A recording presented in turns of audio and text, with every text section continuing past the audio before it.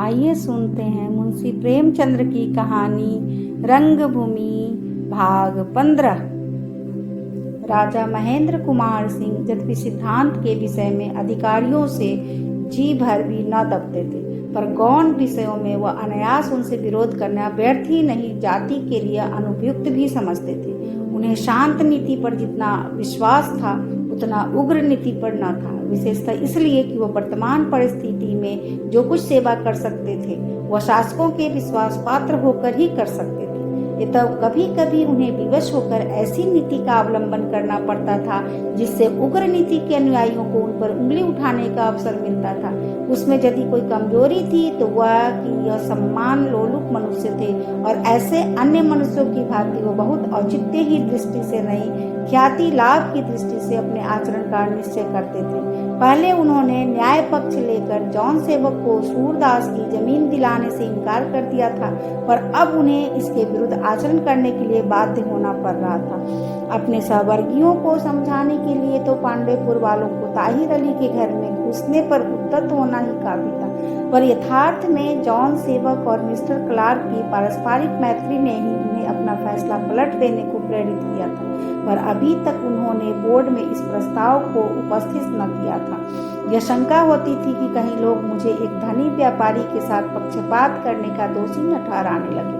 उनकी आदत थी कि बोर्ड में प्रस्ताव रखने के पहले वह इंदु से, और इंदु न होती तो अपने इष्ट मित्रों से परामर्श कर लिया करते थे। उनके सामने अपना पक्ष समर्थन करके उनकी शंकाओं का समाधान करने का प्रयास करके अपना इत्मीनान कर लेते थे। जबकि इस तर्क युद्ध से कोई अंतर न पड़ता, वह अपने पक्ष पर स्थिर रहते, पर घंटे 2 घंटे के विचार विनिमय से उनको बड़ा आश्वासन मिलता था। तीसरे पहर का समय था। समिति के सेवक गढ़वाल जाने के लिए स्टेशन पर जमा हो रहे थे। इंदु ने गाड़ी तैयार करने का हुक्म दिया। यद्यपि बादल घिरा हुआ था और प्रतिक्षण गगन श्याम वर्ण हुआ जाता था, किंतु सेवकों को विदा करने के लिए स्टेशन पर जाना जरूरी था। जानवी ने उसे बहुत आग्रह करके बुलाया था। वह जाने को तैयार ही थी कि राजा साहब अंदर आए और इंदु को कहीं जाने को तैयार देखकर बोले, कहाँ जाती हो? बादल घिरा हुआ है। इंदु, समिति के लोग गढ़वाल जा रहे हैं, उन्हें विदा करने से स्टेशन जा रही हूँ। अम्मा जी ने बुलाया भी है। राजा, पानी अवश्य बरसेगा। इंदु, पर्दा डाल दूंगी, और भीग भी गई तो क्या, आखिर वे भी तो आदमी ही है जो लोक सेवा के लिए इतनी दूर जा रहे हैं। राजा, न जाओ तो कोई हरज है? स्टेशन पर भीड़ बहुत होगी। इंदु, हरज क्या होगा, मैं जाऊं या ना जाऊं, वे लोग तो जाएंगे ही, पर दिल नहीं मानता। वे लोग घर बार छोड़ कर जा रहे हैं, ना जाने क्या क्या कष्ट उठाएंगे, ना जाने कब लौटेंगे। मुझसे इतना भी ना हो कि उन्हें विदा कराऊं। आप भी क्यों नहीं चलते? राजा विस्मित होकर, मैं? इंदु, हाँ हाँ, आपके जाने में कोई हरज है? राजा, मैं ऐसी संस्थाओं में सम्मिलित नहीं होता। इंदु, कैसी संस्थाओं में? राजा, ऐसी ही संस्थाओं में। इंदु, क्या सेवा समितियों से सहानुभूति रखना भी आपत्तिजनक है? मैं तो समझती हूँ कि ऐसे शुभ कार्यों में भाग लेना किसी के लिए भी लज्जा या आपत्ति की बात नहीं हो सकती। राजा, तुम्हारी समझ में और मेरी समझ में बड़ा अंतर है। यदि मैं बोर्ड का प्रधान ना होता, यदि मैं शासन का एक अंग ना होता, अगर मैं सियासत का स्वामी ना होता, तो स्वच्छंदता से प्रत्येक सार्वजनिक कार्य में भाग लेता। वर्तमान स्थिति में मेरा किसी संस्था में भाग लेना इस बात का प्रमाण समझा जाएगा कि राज्याधिकारियों को उससे सहानुभूति है। मैं यह भ्रांति नहीं फैलाना चाहता। सेवा समिति युवकों का दल है, जबकि इस समय उसने सेवा का आदर्श अपने सामने रखा है और वह सेवा पथ पर ही चलने की इच्छा रखती है। पर अनुभव ने सिद्ध कर दिया है कि सेवा और उपकार बहुधा ऐसे रूप धारण कर लेते हैं जिन्हें कोई शासन स्वीकार नहीं कर सकता, और प्रत्यक्ष या अप्रत्यक्ष रूप से उसे उसका मूलोच्छेद करने के प्रयत्न करने पड़ते हैं। मैं इतना बड़ा दायित्व अपने सिर पर नहीं लेना चाहता। इंदु, तो आप इस पद को त्याग क्यों नहीं देते? अपनी स्वाधीनता का क्यों बलिदान करते हैं? राजा, केवल इसलिए कि मुझे विश्वास है कि नगर का प्रबंध जितनी सुंदरता से मैं कर सकता हूँ और कोई नहीं कर सकता। नगर सेवा का ऐसा अच्छा और दुर्लभ अवसर पाकर मैं अपनी स्वच्छंदता का जरा भी परवाह नहीं करता। मैं एक राज्य का आधीश हूँ और स्वभावतः मेरी सहानुभूति सरकार के साथ है। जनवाद और साम्यवाद का संपत्ति से वैर है।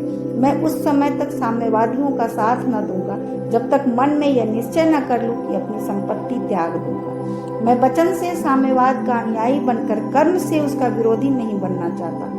कर्म और वचन में जितना घोर विरोध मेरे लिए असन्याय है, मैं उन लोगों को धूर्त और पाखंडी समझता हूँ जो अपनी संपत्ति को भोगते हुए साम्य की दुहाई देते फिरते हैं। मेरी समझ में नहीं आता कि साम्य देव के पुजारी बनकर वह किस मुंह से विशाल प्रसादों में रहते हैं, मोटर बोटों में जल क्रीड़ा करते हैं और संसार के सुखों का दिल खोलकर उपभोग करते हैं। अपने कमरे से फर्श हटा देना और सादे वस्त्र पहन लेना ही साम्यवाद नहीं है, यह निर्लज्ज धूर्तता है, खुला हुआ पाखंड है। अपनी भोजनशाला के बचे खुचे टुकड़ों को गरीबों के सामने फेंक देना साम्यवाद को मुंह चिढ़ाना, उसे बदनाम करना है। यह कटाक्ष कुंवर साहब पर था। इंदु समझ गई, त्योरियां बदल गई, किंतु उन्हें जब्त किया और उस अप्रिय प्रसंग को समाप्त करने के लिए बोली, मुझे देर हो रही है, 3 बजने वाले हैं, 3:30 पर गाड़ी छूटती है। अम्मा जी से मुलाकात हो जाएगी, विनय का कुशल समाचार भी मिल जाएगा। 1 पंथ 2 काज होंगे। राजा साहब, जिन कारणों से मेरा जाना अनुचित है उन्हीं कारणों से तुम्हारा जाना अनुचित है। तुम जाओ या मैं जाऊं, एक ही बात है। इंदु उसी पांव अपने कमरे में लौट आई और सोचने लगी, यह अन्याय नहीं तो और क्या है, घोर अत्याचार। कहने को तो मैं रानी हूँ, लेकिन इतना अख्तियार भी नहीं कि घर से बाहर जा सकूं। मुझसे तो लौंडिया ही अच्छी है। चित्त बहुत खिन हुआ, आंखें सजल हो गई। घंटी बजाई और लौंडे से कहा, गाड़ी खुलवा दो, मैं स्टेशन ना जाऊंगी। महेंद्र कुमार भी उसके पीछे पीछे कमरे में आकर बोले, कहीं सैर क्यों नहीं कर आती? इंदु, नहीं, बादल घिरा हुआ है, भीग जाऊंगी। राजा साहब, क्या नाराज हो गई? इंदु, नाराज क्यों हूँ? आपके हुक्म की लौंडी हूँ, आपने कहा मत जाओ, न जाऊंगी। राजा साहब, मैं तुम्हें विवश नहीं करना चाहता। यदि मेरी शंकाओं का जान लेने के बाद भी तुम्हें वहां जाने में कोई आपत्ति नहीं दिखलाई पड़ती, शौक से जाओ। मेरा उद्देश्य केवल तुम्हारी सद्बुद्धि को प्रेरित करना था। मैं न्याय के बल से रोकना चाहता हूँ, आज्ञा के बल से नहीं। बोलो, अगर तुम्हारे जाने से मेरी बदनामी हो तो तुम जाना चाहोगी? यह चिड़िया के पर काटकर उसे उड़ना था। इंदु ने उड़ने की चेष्टा ही न की। इस प्रश्न का केवल एक ही उत्तर हो सकता था, कदापि नहीं। यह मेरे धर्म के प्रतिकूल है। किंतु इंदु को अपनी परवशता इतनी अखर रही थी कि उसने इस प्रश्न को सुना ही नहीं, या सुना भी तो उस पर ध्यान न दिया। उसे ऐसा जान पड़ा, यह मेरे जले पर नमक छिड़क रहे हैं। अम्मा अपने मन में क्या कहेंगी? मैंने बुलाया और नहीं आई, क्या दौलत की हवा लगी? कैसे क्षमा याचना करूं? यदि लिखूं अस्वस्थ हूं तो वह एक क्षण में वह यहाँ आ पहुंचेगी और मुझे लज्जित होना पड़ेगा। अब तक तो वहां पहुंच गई होती। प्रभु सेवक ने बड़ी प्रभावशाली कविता लिखी होगी। दादी जी का उपदेश भी मार्ग का होगा। एक एक शब्द अनुराग और प्रेम में डूबा होगा। सेवक दल वर्दी पहने कितना सुंदर लगता होगा। इन कल्पनाओं ने इंदु को इतना उत्सुक किया कि वह दुराग्रह करने को उद्यत हो गई। मैं तो जाऊंगी, बदनामी नहीं पत्थर होगी। ये सब मुझे रोक रखने के बहाने हैं। तुम डरते हो, अपने कर्मों के फल भोग। मैं क्यों डरूं?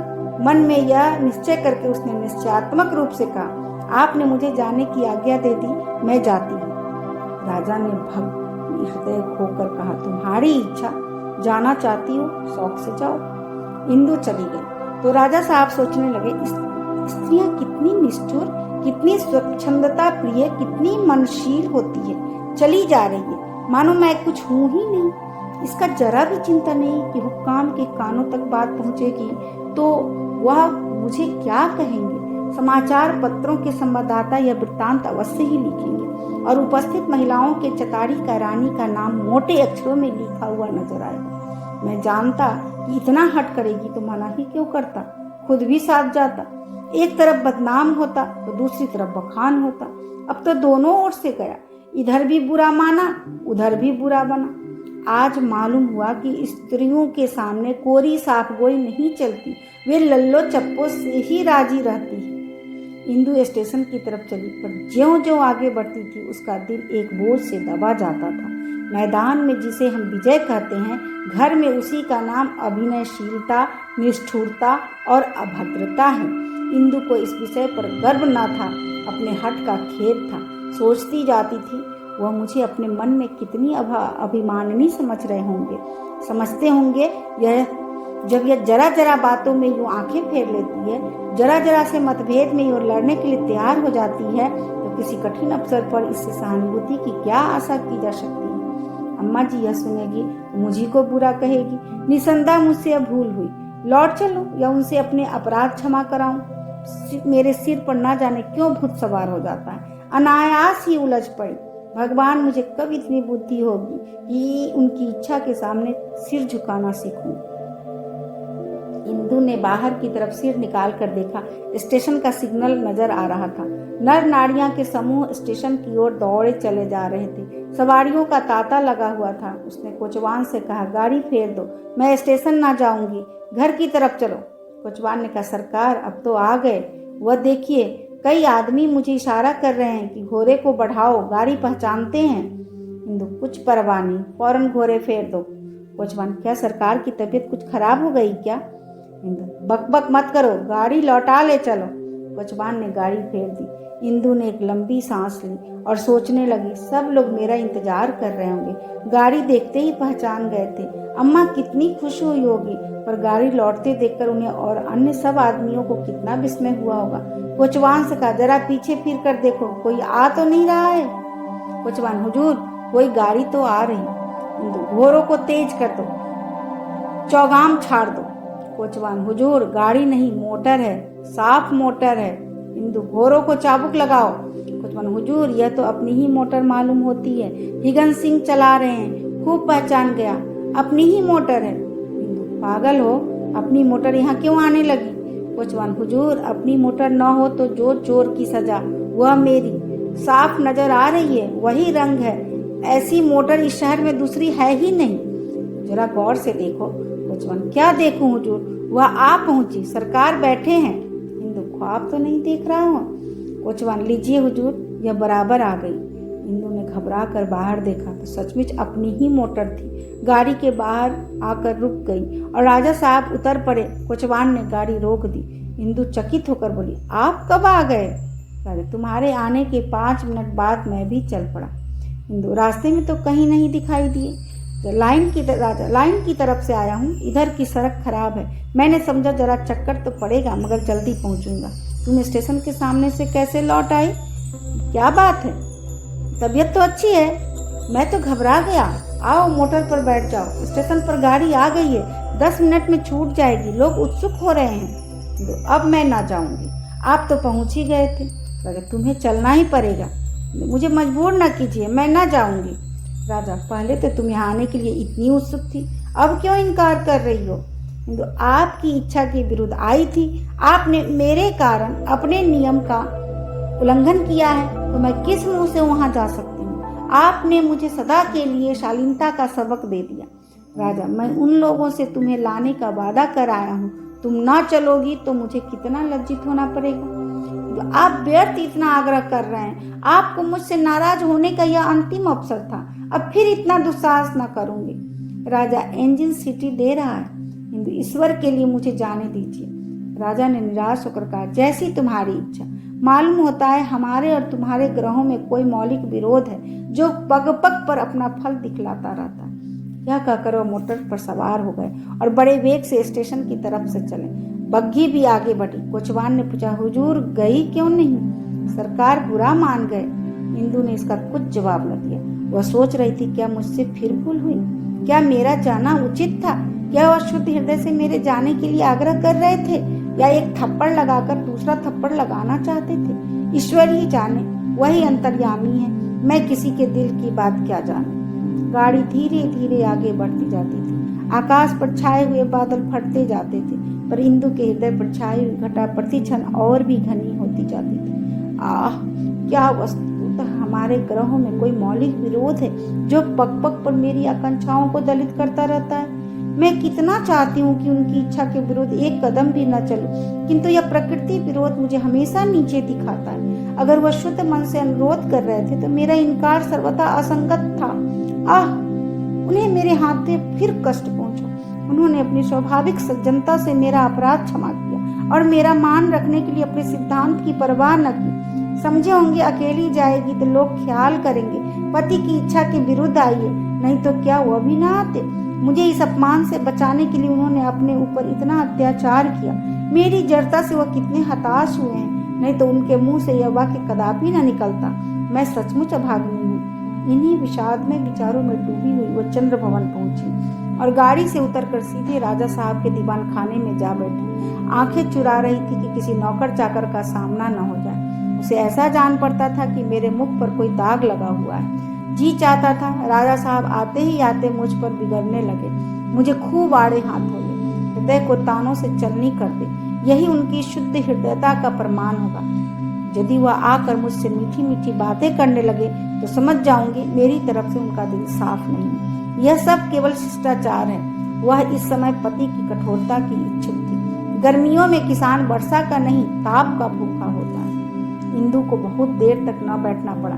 5 बजते बजते राजा साहब आ पहुंचे। इंदु का हृदय धक धक करने लगा। वह उठकर द्वार पर खड़ी हो गई। राजा साहब उसे देखते ही बड़े मधुर स्वर से बोले, तुमने आज जातीय उद्गारों का एक अपूर्व दृश्य देखने का अवसर खो दिया। बड़ा ही मनोहर दृश्य था। कई हजार मनुष्यों ने जब यात्रियों पर पुष्प वर्षा की तो सारी भूमि फूलों से ढक गई। सेवकों का राष्ट्रीय गान इतना भावमय, इतना प्रभावपादक था कि दर्शक वृंद मुग्ध हो गए। मेरा हृदय जाति गौरव से उछला पड़ता था। बार बार यही खेद होता है कि तुम न हो। यही समझ लो कि मैं उस आनंद को प्रकट नहीं कर सकता। मेरे मन में सेवा समिति के विषय में जितनी आशंकाएं थी वे सब शांत हो गई। यही जी चाहता था कि मैं भी सब कुछ छोड़ छाड़ कर इस दल के साथ चला जाता। डॉक्टर गांगुली को अब तक मैं मीरा बकवादी समझता था। आज मैं उनका उत्साह और साहस देखकर दंग रह गया। तुमसे बड़ी भूल हुई। तुम्हारी माताजी बार बार पछताती। इंदु को जिस बात की शंका थी वह पूरी हो गई। सोचा यह सब कपट लीला है। इनका दिल साफ नहीं है। यह मुझे बेवकूफ़ समझते हैं और बेवकूफ़ बनाना चाहते हैं। इन मीठी बातों की आड़ में जितनी कटुता छिपी हुई है। चिढ़ कर बोली, मैं जाती हूँ तो आपको जरूर बुरा मालूम होता। राजा हंसकर, केवल इसलिए कि मैंने तुम्हें जाने से रोका था? अगर मुझे बुरा मालूम होता तो मैं खुद क्यों जाता? इंदु, मालूम नहीं आप क्या समझ कर गए। शायद मुझे लज्जित करना चाहते होंगे। राजा, इंदु इतना अविश्वास मत करो। सच कहता हूँ मुझे तुम्हारे जाने का जरा मलाल ना होता। मैं यह स्वीकार करता हूँ कि पहले मुझे तुम्हारी जिद बुरी लगी, किंतु जब मैंने विचार किया तो मुझे अपना आचरण सर्वथा अन्यायपूर्ण प्रतीत हुआ। मुझे ज्ञात हुआ कि तुम्हारी स्वेच्छा को इतना दबा देना सर्वथा अनुचित है। अपने इसे अन्याय का प्रायश्चित करने के लिए मैं स्टेशन गया। तुम्हारी यह बात मेरे मन में बैठ गई कि हुक्काम का विश्वास पात्र बने रहने के लिए अपनी स्वाधीनता का बलिदान क्यों करते हो। नेक नाम रहना अच्छी बात है, किंतु नेक नामी के लिए सच्ची बातों में दबना अपनी आत्मा की हत्या करना है। अब तो तुम्हें मेरी बातों का विश्वास आया। इंदु, आपकी दलीलों का जवाब नहीं दे सकती, लेकिन मैं आपसे प्रार्थना करती हूँ कि जब मुझसे कोई भूल हो जाए तो आप मुझे दंड दिया करें, मुझे खूब धिक्कारा करें। अपराध और दंड के कारण और कार्य का संबंध है, और यही मेरी समझ में आता है कि अपराधी के सिर तेल चुपड़ते मैंने किसी को नहीं देखा। मुझे यह अस्वाभाविक जान पड़ता है। इससे मेरे मन में भांति भांति की शंकाएं उठने लगती हैं। राजा, देवी रूठती है तो लोग उन्हें मनाते हैं, इसमें स्वाभाविकता क्या है? दोनों में देर तक सवाल जवाब होता रहा।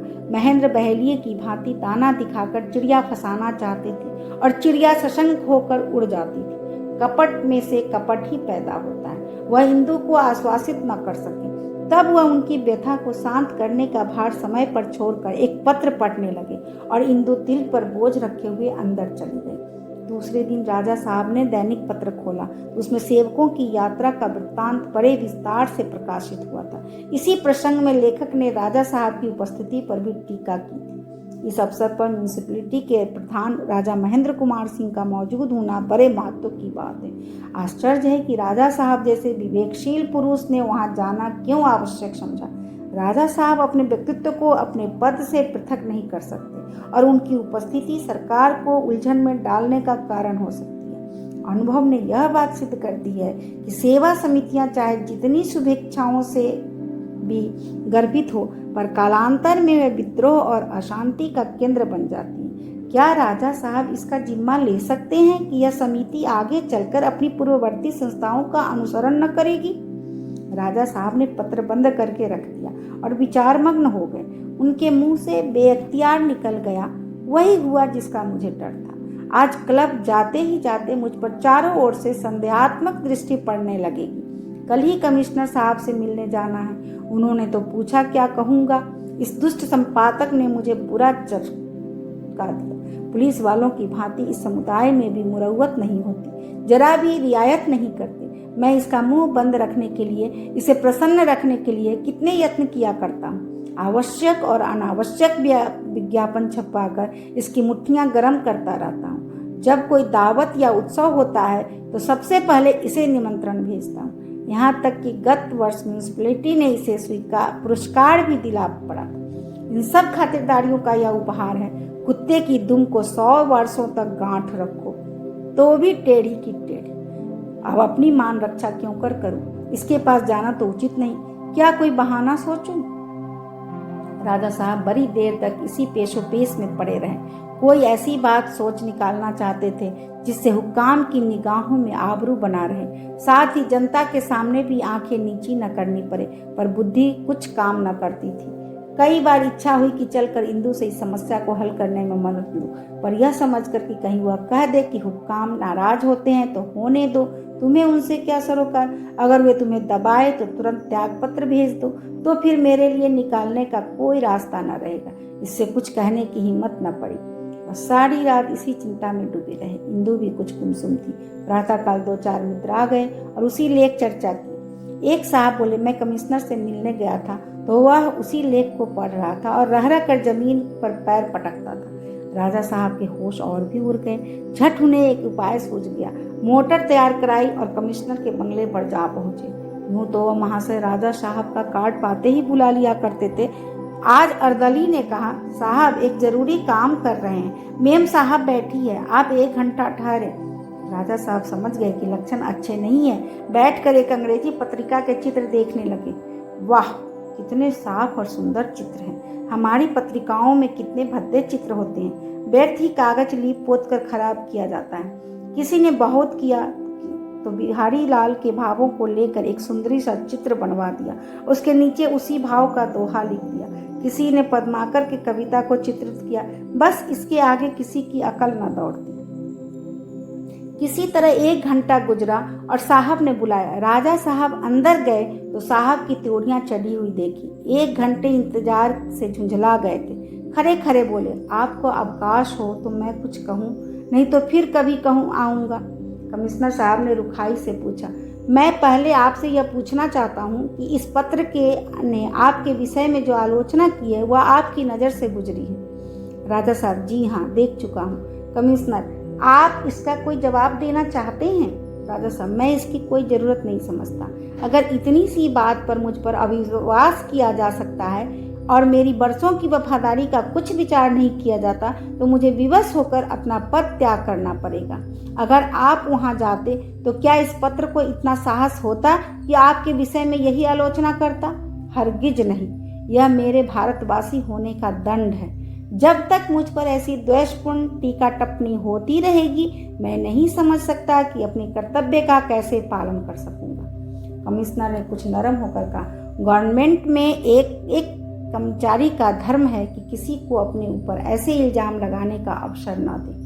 राजा साहब, मैं जानता हूँ आप लोगों को यह किसी तरह भूल नहीं सकते कि मैं भारतवासी हूँ। इसी प्रकार मेरे बोर्ड के सहयोगियों के लिए भूल जाना असंभव है कि मैं शासन का एक अंग हूँ। आप जानते हैं कि मैं बोर्ड में मिस्टर जॉन सेवक को पांडेपुर की जमीन दिलाने का प्रस्ताव करने वाला हूँ, लेकिन जब तक मैं अपने आचरण से यह सिद्ध न कर दूंगा कि मैंने स्वतः बगैर किसी दबाव के केवल प्रजा के हित के लिए यह प्रस्ताव उपस्थित किया है, उसकी स्वीकृति की कोई आशा नहीं है। यही कारण है मुझे कल स्टेशन पर ले गया था। कमिश्नर की आंखें खिल गई, हंस हंस कर बातें बनाने लगे। राजा साहब, ऐसी दशा में क्या आप समझते हैं मेरा जवाब देना जरूरी है? कमिश्नर, नहीं नहीं, कभी नहीं। राजा साहब, मुझे आपसे पूरी सहायता मिलनी चाहिए। कमिश्नर, मैं यथाशक्ति आपकी सहायता करूंगा। राजा साहब, बोर्ड ने मंजूर भी कर लिया तो मोहल्ले वालों की तरफ से फसाद की आशंका है। कमिश्नर, कुछ परवाह नहीं, मैं सुप्रिंटेंडेंट पुलिस को ताकीद कर दूंगा कि वह आपको मदद करते रहे। राजा साहब यहाँ से चले तो ऐसा मालूम होता था मानो आकाश पर चल रहे हो। यहाँ से वह मिस्टर क्लार्क के पास गए और वहाँ भी उसी नीति से काम लिया। दोपहर को घर आए। उनके हृदय में यह ख्याल खटक रहा था कि इस बहाने से मेरा काम तो निकल गया, लेकिन मैं सूरदास के साथ कहीं ऐसी ज्यादती तो नहीं कर रहा हूँ। अंत में मुझे नगरवासियों के सामने लज्जित होना पड़े। इसी विषय में बातचीत करने के लिए वह इंदु के पास आए और बोले, तुम कोई जरूरी काम तो नहीं कर रही हो? मुझे एक बात में तुमसे कुछ सलाह करनी है। इंदु डरी कि कहीं सलाह करते करते वाद विवाद न होने लगे। बोली, काम तो कुछ नहीं कर रही हूँ, लेकिन मैं आपको कोई सलाह देने के योग्य नहीं हूँ। परमात्मा ने मुझे इतनी बुद्धि नहीं दी। मुझे तो केवल खाना, सोना और आपको दिक करने के लिए बनाया है। राजा साहब, तुम्हारे दिक करने ही में तो मजा मिलता है। बतलाओ, सूरदास की जमीन के बारे में तुम्हारी क्या राय है? तुम मेरी जगह होती तो क्या करती? इंदु, आखिर आपने क्या निश्चय किया? राजा साहब, पहले तुम बताओ तो फिर मैं बताऊंगा। इंदु, मेरी राय में तो सूरदास से उसके बाप दादों की जायदाद छीन लेना अन्याय होगा। राजा साहब, मुझे मालूम है कि सूरदास को इस जायदाद से कोई लाभ नहीं होता, केवल इधर उधर के डोर चरा करते हैं। इंदु, उसे यह इत्मीनान तो है कि जमीन मेरी है। मोहल्ले वाले उसका एहसान तो मानते ही होंगे। उसकी धर्म प्रवृत्ति पुण्य कार्य से संतुष्ट होगी। राजा साहब, लेकिन मैं नगर के मुख्य व्यवस्थापक की हैसियत से एक व्यक्ति के यथार्थ या कल्पित हित के लिए नगर का हजारों रुपये का नुकसान तो नहीं करा सकता। कारखाना खुलने से हजारों मनुष्यों की जीविका चलेगी, नगर की आय में वृद्धि होगी। सबसे बड़ी बात यह है कि उस अमित धन का भाग देश में रह जाएगा जो सिगरेट के लिए अन्य देशों को देना पड़ता है। इंदु ने राजा के मुंह की ओर तीव्र दृष्टि से देखा। सोचा, इनका अभिप्राय क्या है? पूंजीपतियों से तो इन्हें विशेष प्रेम नहीं है। यह तो सलाह नहीं, बहस है। क्या अधिकारियों के दबाव से इन्होंने जमीन को मिस्टर सेवक के अधिकार में देने का फैसला कर लिया है और मुझसे अपने निश्चय का अनुमोदन कराना चाहते हैं?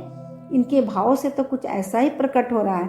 बोली, इस दृष्टिकोण से तो यही न्याय संगत है कि सूरदास की जमीन छीन ली जाए। राजा साहब, भाई, इतनी जल्द पहलू बदलने की सनद नहीं। अपनी उसी युक्ति पर स्थिर रहो। मैं केवल सलाह नहीं चाहता, मैं यह देखना चाहता हूँ कि तुम इस विषय में क्या क्या शंकाएं कर सकती हो और मैं उनका संतोषजनक उत्तर दे सकता हूँ या नहीं। मुझे जो कुछ करना था कर चुका, अब तुमसे तर्क करके अपना इत्मीनान करना चाहता हूँ। अगर मेरे मुंह से कोई अप्रिय शब्द निकल जाए तो आप नाराज तो ना होंगे? राजा साहब, इसकी परवाह ना करो। जातीय सेवा का दूसरा नाम बेहयाई है। अगर जरा जरा सी बात पर नाराज होने लगे तो हमें पागल खाने जाना पड़े। इंदु, यदि एक व्यक्ति के हित के लिए आप नगर का अहित नहीं करना चाहते तो क्या सूरदास ही ऐसा व्यक्ति है जिसके पास 10 बीघे जमीन हो? ऐसे लोग भी तो नगर में हैं जिनके पास इससे कहीं ज्यादा जमीन है। कितने ही ऐसे बंगले हैं जिनका घेरा 10 बीघे से अधिक है। हमारे बंगले का क्षेत्र 15 बीघे से कम ना होगा। मिस्टर सेवक के बंगले का भी 5 बीघे से कम का घेरा नहीं है और दादाजी का भवन तो पूरा एक गांव है। आप इनमें से एक भी जमीन इस कारखाने के लिए ले सकते हैं। सूरदास की जमीन में तो मोहल्ले वाले डोर चढ़ते हैं, अधिक नहीं तो एक मोहल्ले का फायदा तो होता ही है। इन हाथों से तो एक व्यक्ति के सिवा और किसी का कुछ फायदा नहीं होता। यहाँ तक कि कोई उनमें सैर भी नहीं कर सकता, एक फूल या पत्ती भी नहीं तोड़ सकता। अगर कोई जानवर अंदर चला जाए तो उसे तुरंत गोली मार दी जाए। राजा साहब मुस्कुराकर, बड़े मार्के की युक्ति है, कायल हो गया। मेरे पास इसका कोई जवाब नहीं, लेकिन शायद मालूम नहीं कि उस अंधे को तुम जितना दीन और असहाय समझती हो उतना नहीं है। सारा मोहल्ला उसका हिमायत करने पर तैयार है। यहाँ तक कि लोग मिस्टर सेवक के गुमास्ते के घर में घुस गए, उनके भाइयों को मारा, आग लगा दी, स्त्रियां तक की बेइज्जत की। इंदु, मेरे विचार में तो इस बात का एक और प्रमाण है कि उस जमीन को छोड़ दिया जाए। उस पर कब्जा करने से ऐसी घटनाएं कम न होगी, बढ़ेंगी। मुझे तो भय है कहीं खून खराबा न हो जाए। राजा साहब, जो लोग स्त्रियों की बेइज्जती कर सकते हैं वे दया के योग्य नहीं। इंदु, जिन लोगों की जमीन आप छीन लेंगे वे आपके पांव ना सहलाएंगे। राजा साहब, आश्चर्य है, तुम स्त्रियों के अपमान को मामूली बात समझ रही हो। इंदु, फौज के गोरे, रेल के कर्मचारी नित्य हमारी बहनों का अपमान करते रहते हैं, उनसे तो कोई नहीं बोलता, इसलिए कि आप उनका कुछ बिगाड़ नहीं सकते। अगर लोगों ने उपद्रव किया है तो अपराधियों पर मुकदमा दायर कीजिए, उनके दंड दिलाइए, उनकी जायदाद क्यों जब्त करते हैं। राजा साहब, तुम जानती हो मिस्टर सेवक की यहाँ के अधिकारियों से कितनी राह रस्म है। मिस्टर क्लार्क तो उनके द्वार के दरबान बने हुए हैं। अगर मैं उनकी इतनी सेवा न कर सका तो हुक्काम का विश्वास मुझ पर से उठ जाएगा। इंदु ने चिंतित स्वर में कहा, मैं नहीं जानती थी कि प्रधान की दशा इतनी शोचनीय होती है। राजा साहब, अब तो मालूम हो गया, बतलाओ अब मुझे क्या करना चाहिए। इंदु, पद त्याग। राजा साहब, मेरे पद त्याग से जमीन बच सकेगी। इंदु, आप दोष पाप से तो मुक्त हो जाएंगे। राजा साहब, ऐसी गौण बातों के लिए पद त्याग हास्यजनक है। इंदु को अपने पति के प्रधान होने का बड़ा गर्व था। इस पद को वो बहुत श्रेष्ठ और आदरणीय समझती थी। उसका ख्याल था कि यहाँ राजा साहब पूर्ण रूप से स्वतंत्र हैं, बोर्ड उनके अधीन है, जो चाहते हैं करते हैं। पर अब विदित हुआ कि उसे कितना भ्रम था। उसका गर्व चूर चूर हो गया। उसे आज ज्ञात हुआ कि प्रधान केवल राज्याधिकारियों के हाथों का खिलौना है। उनकी इच्छा से जो चाहे करे, उनकी इच्छा के प्रतिकूल कुछ नहीं कर सकता। वह संख्या का बिंदु है जिसका मूल्य केवल दूसरी संख्याओं के सहयोग पर निर्भर है। राजा साहब की पद लोलुपता उसे कुठाराघात के समान लगी। बोली, उपहास इतनी निंद नहीं है जितना अन्याय है। मेरी समझ में नहीं आता कि आपने इस पद की कठिनाइयों को जानते हुए भी क्यों इसे स्वीकार किया। अगर आप न्याय विचार से सूरदास की जमीन का अपहरण करते तो मुझे आपसे कोई शिकायत न होती, लेकिन केवल अधिकारियों के भय से या बदनामी से बचने के लिए न्याय पद से मुंह फेरना अत्यंत अपमानजनक है। आपको नगरवासियों और विशेषतः दीन जनों के स्वत्वों की रक्षा करनी चाहिए। अगर हुक्काम किसी पर अत्याचार करे तो आपको उचित है कि दुखियों की हिमायत करे। निजी लाभ हानि की चिंता न करके हुक्काम का विरोध करे। सारे नगर में सारे देश में तहलका मचा दे, चाहे इसके लिए पद त्याग ही नहीं, किसी बड़े से बड़ी विपत्ति का सामना करना पड़े। मैं राजनीति के सिद्धांतों से परिचित नहीं हूँ, पर आपको जो मानवीय धर्म है वह आपसे कह रही हूँ। मैं आपको सचेत किए देती हूँ कि आपने अगर हुक्काम के दबाव से सूरदास की जमीन ली तो मैं चुपचाप बैठी न रह सकूंगी। स्त्री हूँ तो क्या, पर दिखा दूंगी कि सबल से सबल प्राणी भी किसी दीन को आसानी से पैरों तले नहीं कुचल सकता। यह कहते कहते इंदु रुक गई। उसे ध्यान आ गया कि मैं आवेश में आकर औचित्य की सीमा से बाहर होती जाती हूँ। राजा साहब इतने लज्जित हुए कि बोलने को शब्द न मिलते थे। अंत में शर्माते हुए बोले, तुम्हें मालूम नहीं कि राष्ट्र के सेवकों को कैसी कैसी मुसीबतें झेलनी पड़ती है। अगर वे अपने कर्तव्य का निर्भय होकर पालन करने लगे तो जितनी सेवा वे कर सकते हैं उतनी भी न कर सके।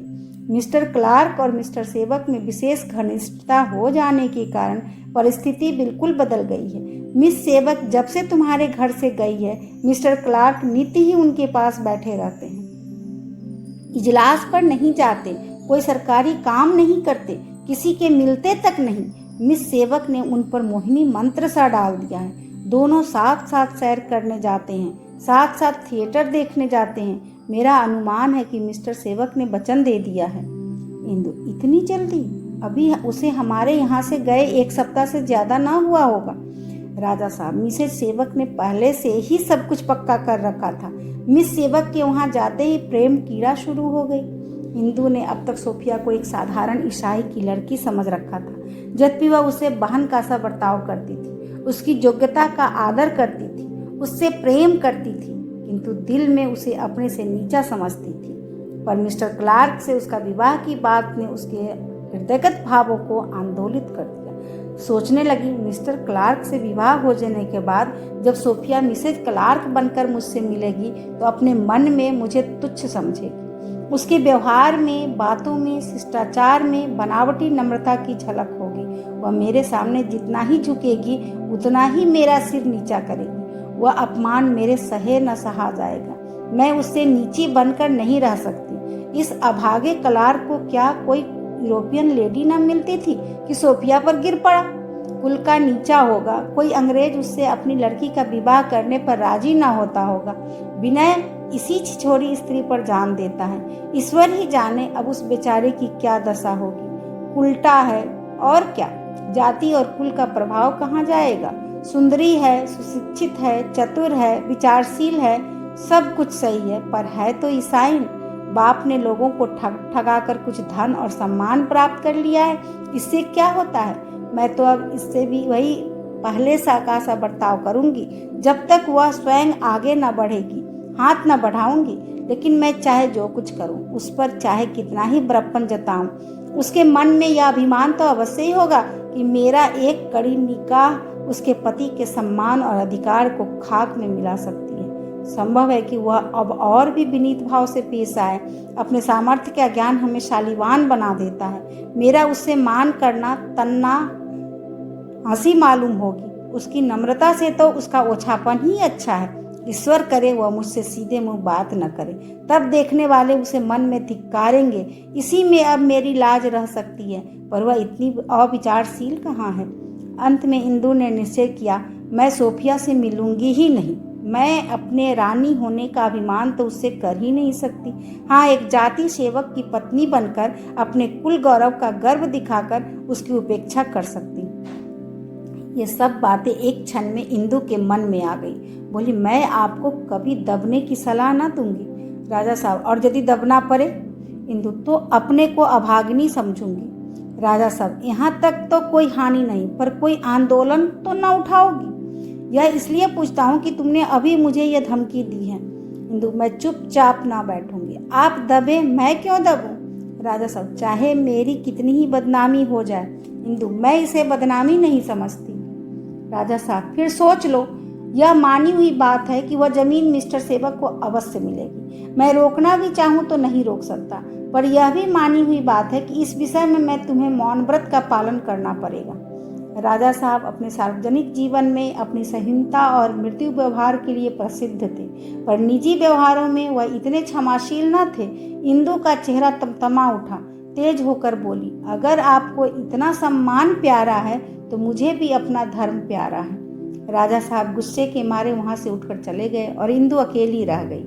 7-8 दिनों तक दोनों के मुंह में दही जमा रहा। राजा साहब कभी घर में आ जाते तो 2-4 बातें करके यूं भागते जैसे पानी में भीग रहे हो। न भी परवाह नहीं है, पग पग पर मेरा रास्ता रोकती है। मैं अपना पद त्याग दूं तब इसे तस्कीन होगी। इसकी यही इच्छा है कि सदा के लिए दुनिया से मुंह मोड़ लूं, संसार से नाता तोड़ लूं, घर में बैठा बैठा राम नाम भजा करूं, हुक्काम से मिलना जुलना छोड़ दूं, इनकी आंखों में गिर जाऊं, पतित हो जाऊं। मेरे जीवन की सारी अभिलाषाएं और कामनाएं इसके सामने तुच्छ है। दिल में मेरे सम्मान भक्ति पर हंसती है। शायद मुझे नीच, स्वार्थी और आत्मसेवी समझती है। इतने दिनों तक मेरे साथ रहकर भी मुझसे प्रेम नहीं हुआ, मुझसे मन नहीं मिला। पत्नी पति की हित चिंतक होती है, यह नहीं कि उसके कामों का मजाक उड़ाए, उसकी निंदा करे। इसने साफ कह दिया कि मैं चुपचाप न बैठूंगी। न जाने क्या करने का इरादा है। अगर समाचार पत्रों में एक छोटा सा पत्र भी लिख देगी तो मेरा काम तमाम हो जाएगा। कहीं का न रहूंगा। डूब मरने के समय होगा। देखो यह नाव कैसे पार लगती है। इधर इंदु को दुख था कि ईश्वर ने उसे सब कुछ दिया है। यह हाकिमों से क्यों इतना दबते हैं, क्यों इतनी ठाकुर सुहाती करते हैं, अपने सिद्धांतों पर स्थिर क्यों नहीं रहते, उन्हें क्यों स्वार्थ के नीचे रखते हैं, जाति सेवा का स्वांग क्यों भरते हैं। वह भी कोई आदमी है जिसने मान अपमान के पीछे धर्म और न्याय का बलिदान कर दिया हो। एक वे योद्धा थे जो बादशाहों के सामने सिर न झुकाते थे, अपने वचन पर, अपनी मर्यादा पर मर मिटते थे। आखिर लोग इन्हें क्या कहते होंगे। संसार को धोखा देना आसान नहीं। इन्हें चाहे भ्रम हो कि लोग मुझे जाति का सच्चा भक्त समझते हैं, पर यथार्थ में सभी इन्हें पहचानते हैं। सब मन में कहते होंगे कि कितना बना हुआ आदमी है। स्नेह स्नेह उसके विचारों में परिवर्तन होने लगा। यह उनका कसूर नहीं है, मेरा कसूर है। मैं क्यों उन्हें अपने आदर्श के अनुसार बनना चाहती हूँ। आजकल प्रायः इसी स्वभाव के पुरुष होते हैं। उन्हें संसार चाहे कुछ कहे, चाहे कुछ समझे, पर उनके घरों में तो कोई मीन मेख नहीं निकालता। स्त्री का कर्तव्य है कि अपने पुरुष की सहगामिनी बने, पर प्रश्न यह है कि क्या स्त्री का अपने पुरुष से पृथक कोई अस्तित्व नहीं है। इसे तो बुद्धि स्वीकार नहीं करती। दोनों अपने कर्मानुसार पाप पुण्य के अधिकारी होते हैं। वास्तव में यह हमारे भाग्य का दोष है, अन्यथा हमारे विचारों में क्यों इतना भेद होता। कितना चाहती हूँ कि आपस में कोई अंतर न होने पाए, कितना बचाती हूँ, पर आए दिन कोई न कोई विघ्न उपस्थित हो ही जाता है। अभी एक घाव नहीं भरने पाया था कि दूसरा चरका लगा। क्या मेरा सारा जीवन यूं ही बीतेगा। हम जीवन में शांति की इच्छा रखते हैं, प्रेम और मैत्री के लिए जान देते हैं। जिसके सिर पर नित्य नंगी तलवार लटकती हो, उसे शांति कहाँ। अंधेर तो यह है कि मुझे चुप भी नहीं रहने दिया जाता। कितना कहती थी कि मुझे इस बहस में न घसीटिए, इन कांटों में न दौड़ाइए, पर न माना। अब जो मेरे पैरों में कांटे चुभ गए, दर्द से कराहती हूँ तो कानों पर उंगली रखते हैं। मुझे रोने की स्वाधीनता भी नहीं। जबर मारे और रोने न दे। 8 दिन गुजर गए, बात भी नहीं पूछी कि मरती हो या जीती। बिल्कुल उसी तरह पड़ी हूँ जैसे कोई सराय हो। इससे तो कहीं अच्छा था कि मर जाती। सुख गया, आराम गया, पल्ले क्या पड़ा रोना और छींकना। जब यही दशा है तो कब तक निभेगी। बकरे की माँ कब तक खैर मनाएगी। दोनों के दिल एक दूसरे से फिर जाएंगे, कोई कमी की सूरत भी न देखना चाहेगा। शाम हो गई थी। इंदु का चित्त बहुत घबरा रहा था। उसने सोचा जरा अम्मा जी के पास चलूं कि सहसा राजा साहब सामने आकर खड़े हो गए। मुख निष्प्रभ हो रहा था, मानो घर में आग लगी हुई हो। भय कंपित स्वर में बोले, इंदु, मिस्टर क्लार्क मिलने आए हैं। अवश्य उसी जमीन के संबंध में कुछ बातचीत करेंगे। अब मुझे क्या सलाह देती हो। मैं एक कागज लाने का बहाना करके चला आया हूँ। यह कहकर उन्होंने बड़े कातर नेत्रों से इंदु की ओर देखा, मानो सारे संसार की विपत्ति उन्हीं के सिरा पड़ी हो, मानो कोई देहाती किसान पुलिस के पंजे में फंस गया हो। जरा सांस लेकर फिर बोले, अगर मैंने इनसे विरोध किया तो मुश्किल में फंस जाऊंगा। तुम्हें मालूम नहीं इन अंग्रेज हुक्काम के कितने अधिकार होते हैं। यूँ चाहूँ तो इसे नौकर रख लूँ, मगर इनकी एक शिकायत में मेरी सारी आबरू खाक में मिल जाएगी। ऊपर वाले हाकिम इसके खिलाफ मेरी एक भी न सुनेंगे। रईसों को इतनी स्वतंत्रता भी नहीं जो एक साधारण किसान को है। हम सब इनके हाथों के खिलौने हैं, जब चाहे जमीन पर पटक कर चूर चूर कर दे।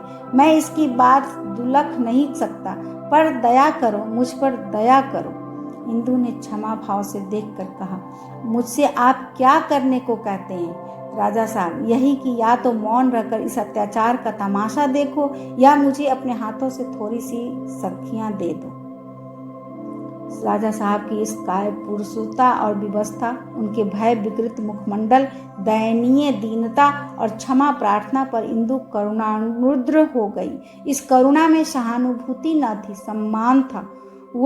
यह दया थी जो भिखारी को देकर किसी उदार प्राणी के हृदय में उत्पन्न होता है। सोचा, हाँ, इस भय का भी कोई ठिकाना है।